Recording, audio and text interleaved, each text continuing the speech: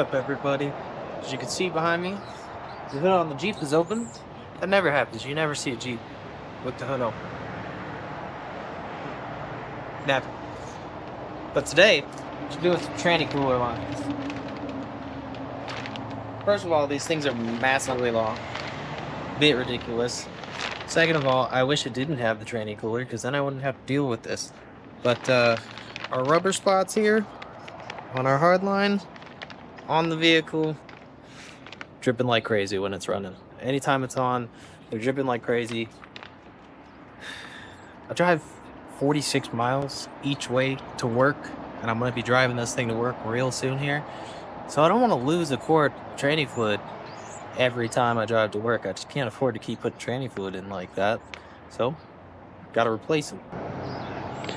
Now, our first step to get to these buggers here is we're going to take off this fan. Down in there, where you can't see very well, there's the top one. And the bottom one is down there, which you can't get to because it's underneath the radiator hose and in between the fan.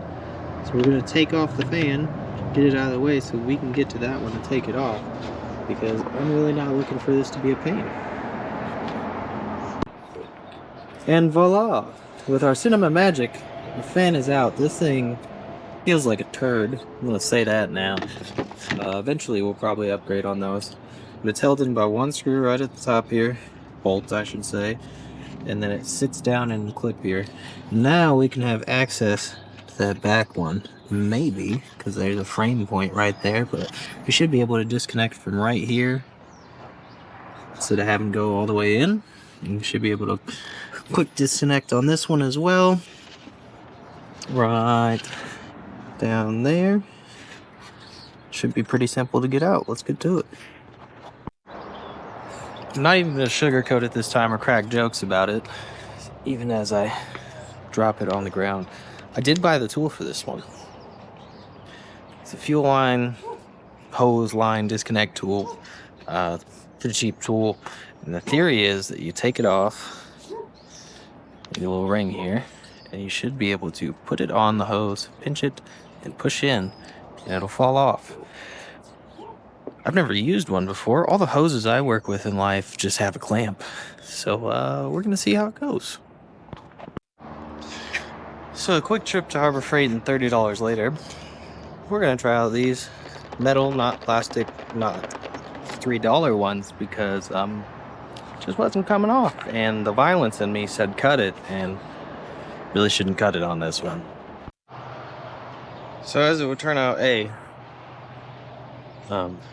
that's how filthy that is. But B, apparently you just squeeze them tabs together on the line.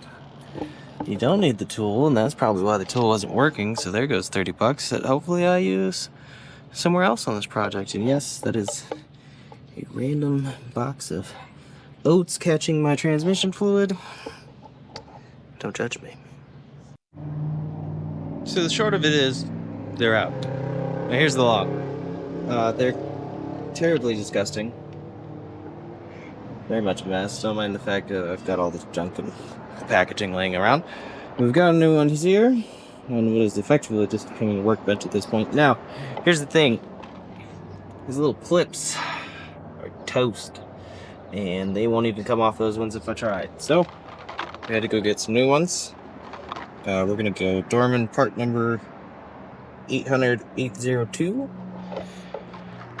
Now we're gonna put them on. So what we're gonna attempt here is to not add more trash into the Jeep. Just put these on. How it should go is it should just slide right on like so. So you should be able to just push it over. And these feel entirely too large. Great. As they go on. Either way, they shouldn't just slip right over. That's how it always goes. That's how it always goes. As you can tell, it's a lot brighter outside. In fact, Probably gonna take off my jacket in a minute here. So it turns out that ain't the one we need. They don't go back in. We need these screw-in types. Okay, that'll be Dorman part number 800-714. You get 2 of them. You screw them back in, and then we can figure out which hose goes where. Because a smarter person than me would have taken like a picture or something like that. But I didn't.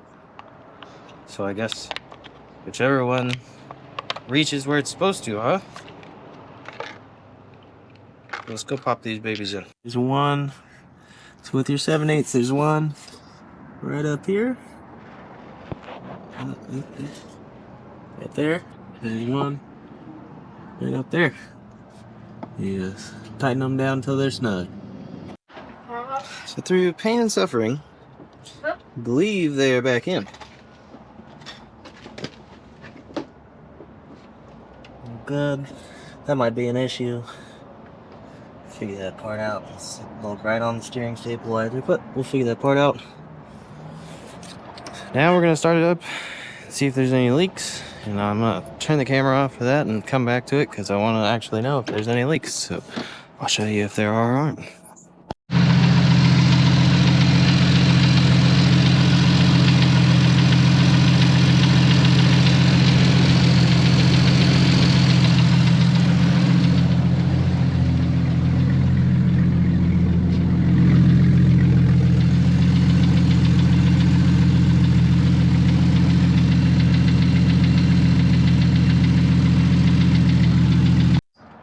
Where are you going? So as you can see, the lines are back in.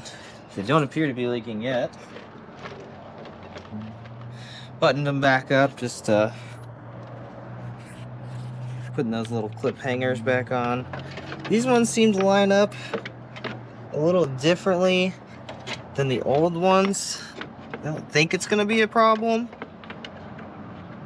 but we'll see. Get this stupid little tab back in here. Yep.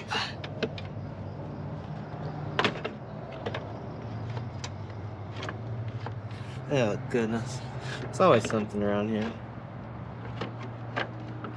Anyway, so I'm definitely gonna keep you guys updated on me dropping bolts.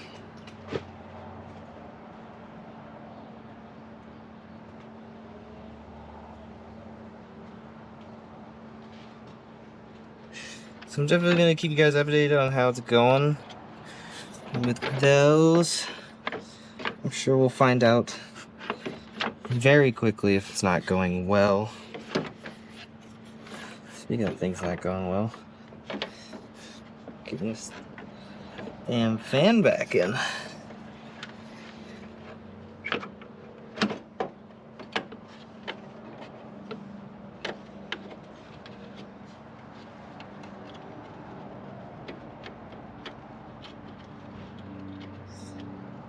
Let's see.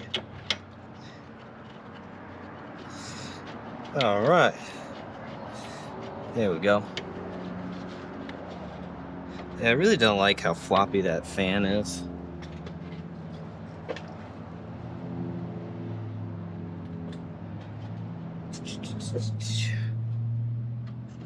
I don't know where I put my wrench.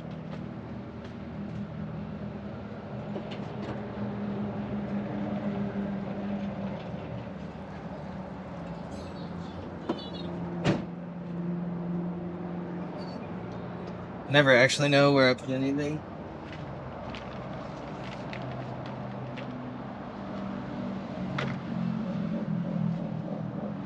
Yeah. The ADHD ticket. Snug that back up in a minute. Plug our fan back in. It's apparently gonna need it on this one. Guess these guys are known to have radiator issues and fan issues. The fans just suck apparently. Which, I mean, I could see why. I don't even I want to say this is a factory fan because everything else on this vehicle looks exactly like it came from the factory. But I don't know. Transmission lines are wrapped up. So on to the next project, and we'll see you next time.